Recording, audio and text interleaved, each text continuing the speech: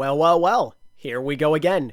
EMEA OWCS main event number 3. A couple weeks ago when previewing the groups, I said a similar thing, but I'll repeat myself here by saying that this is a really important stage to set the scene in the EMEA standings and ultimately decide the 3 teams that move on to the championship being held in Sweden. There's 2 tournaments left to go, and 2 spots from EU are going to be decided by how many circuit points you can acquire over these next 2 tournaments. And if you do well in this one where you can win up to 500 for first place, that could be enough to separate yourself from the rest of the competition or suddenly propel yourself into that top 3. Recently, the standings got changed a little bit in EU as some players left certain teams, and that can affect the number of points you have. Right now, SSG and ENCE are in firm control of this region. Things are looking great for them, but that number 3 spot is very wide open, and it seems like multiple teams are in the race, at least mathematically. Starting on the 29th, these 8 teams will all go head-to-head. They all successfully made it out of the group stage, with a couple of surprises here and there, and the usual domination that you'd expect. Based off the tournament layout and how seeding ended up working,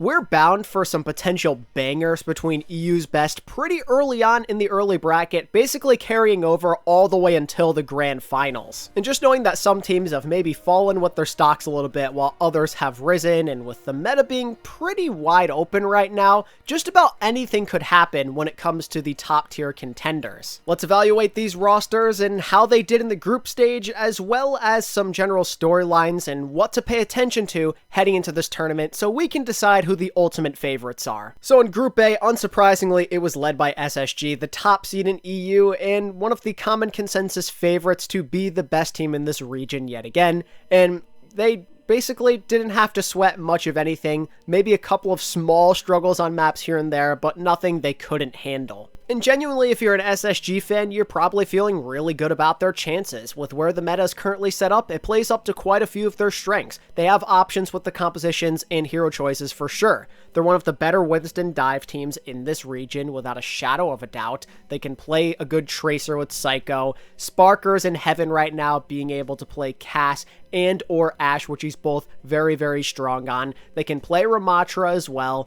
It's solid for them, but it doesn't mean there isn't their fair share of concerns, and I'm wondering if those will show up a lot more against some of these top-level teams. Think about the Mauga comp, something they've never been all that strong with, and something that EU still likes to play on certain parts of maps. And on top of it all, you're looking at D.Va, who Hadi's never been super strong on, being really good right now, and you don't have Landon always being able to play signature Baptiste, which definitely hurts your overall ceiling. SSG are still really nice, but there are things that could end up hurting them, no doubt about it, and they're not exactly looking like the most dominant team based off of what we've seen in Faceit League recently. In their Faceit Master matchup against ENCE, they didn't just lose, they got swept. Vestola on that D.Va gave them major problems, and I'm interested to see what will happen when they most likely inevitably meet each other at some point in this tournament. Where things got a bit more interesting in Group A, though, was with the second team to make it out.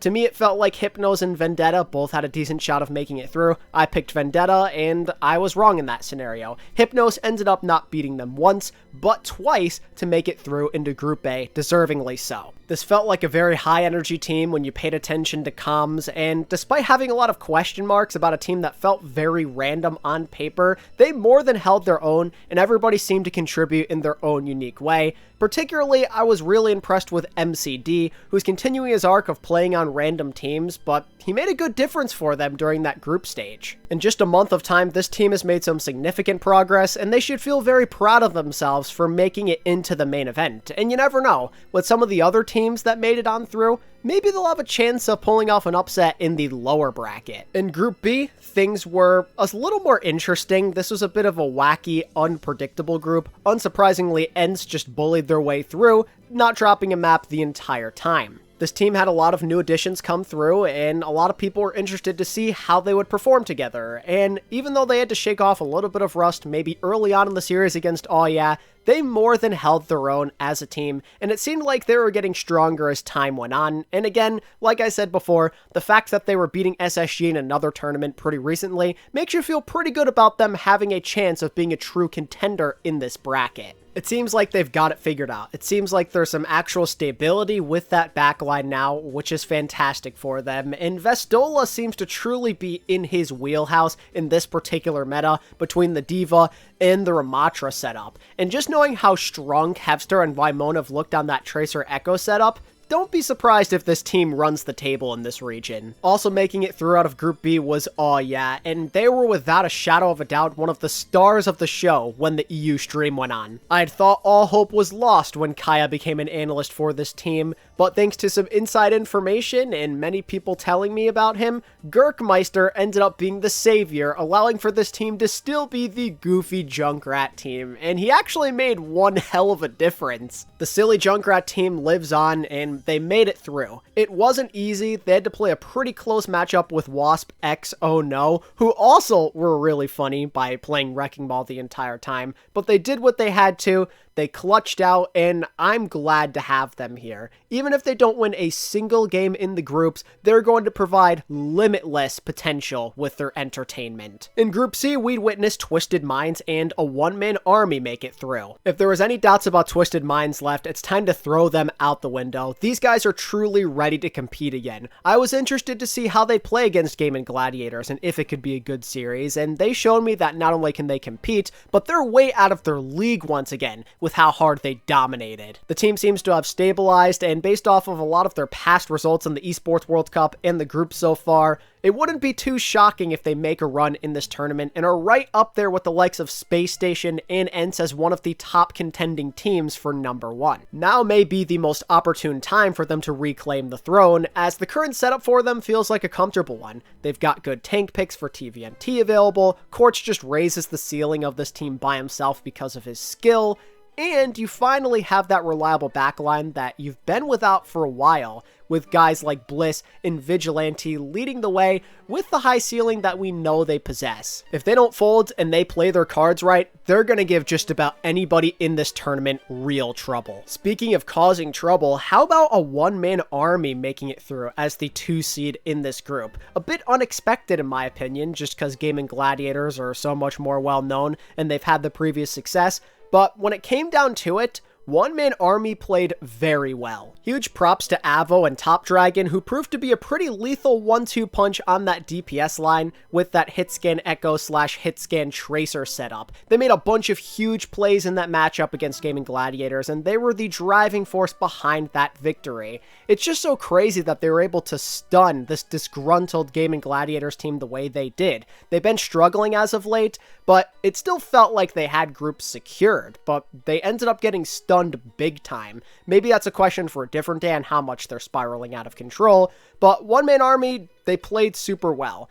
It didn't start off great in that series, but they only got stronger as it went on, with a really impressive full hold on Dorado, plus a super intense matchup on Runasapi, and a reverse sweep on Suravasa to top it all off. This is a true wildcard team. You don't know how far they can go. They probably shouldn't go that far, but they have the potential to be really annoying in that lower bracket, just knowing the skill ceiling of some of their players and how good they've looked on Dive. And finally in Group D, this would be led by Virtus Pro, unsurprisingly. Seems like one of the big 4 in EMEA right now. They did unfortunately drop a single map to Super Shy before eventually getting through with that 2-0.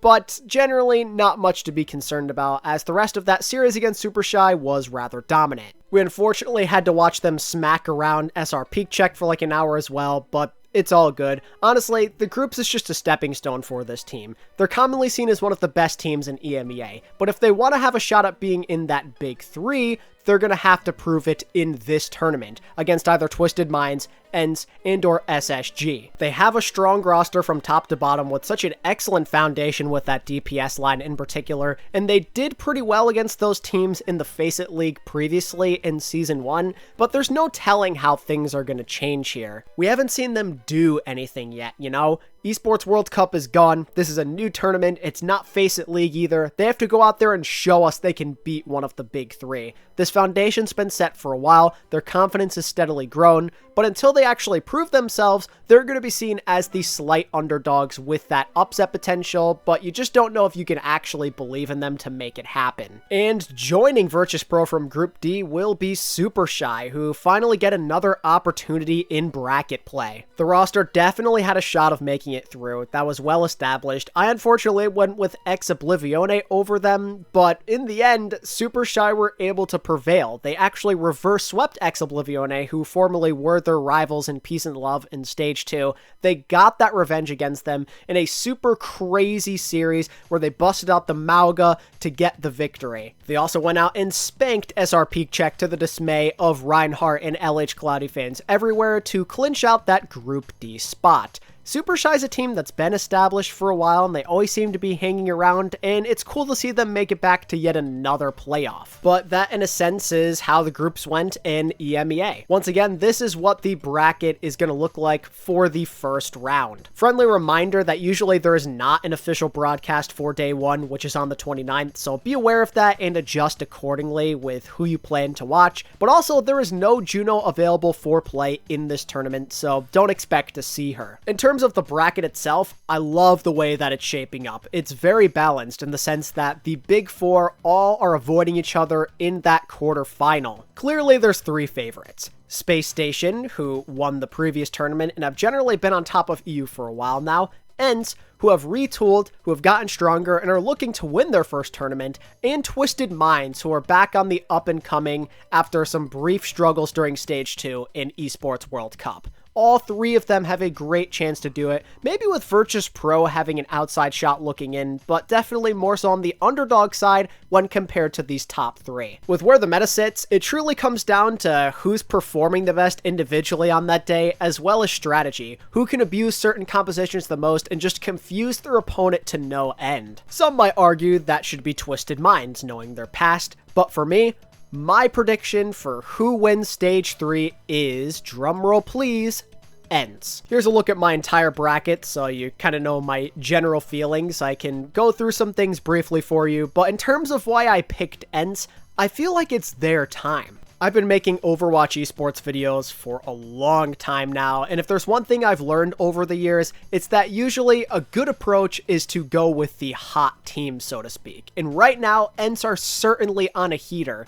Their confidence is sky high after dominating SSG the way they did, and I think they're going to ride that high all the way to a first place. Is it going to be easy?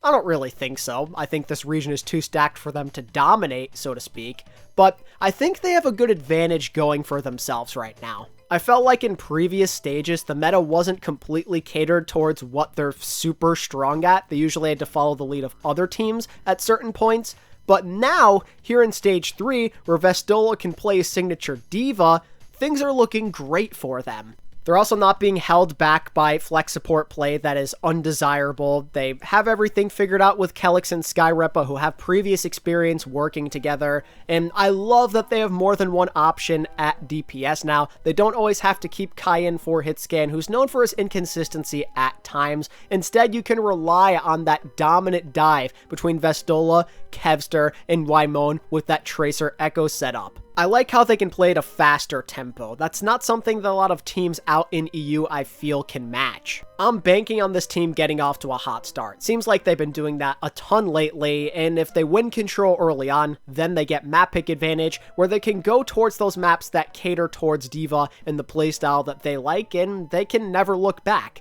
Yes, they're going to have to slow things down sometimes and play more so up to the pace of their opponents depending on the map and what composition is strongest at that moment in time, but don't forget this team is flexible, and we've seen them get to multiple finals already playing in a bunch of different setups. I think right now is the perfect time for this team to strike, knowing they've gotten so close so many times and that they're overdue and that they're playing with so much confidence right now. Maybe that'll prove to be famous last words on my part, as technically they are the chokers of the region. They've already blew 2 finals away, and you never know what might happen with the backline play. Things can definitely go wrong, but If not now, then when? How I see it is they can play a lot of the same stuff that SSG can, but better right now. We have a recent sample that we can work with to prove that. D.Va's just in such a good spot. Seems like SSG may not have a total answer for that against a totally competent team, and I'm going to bank on that. I'm going to bank on them being more clutch and having the better day, finally, after coming up short so many times. Honestly, the scary team in this situation that may actually give them a lot of problems is probably Twisted Minds.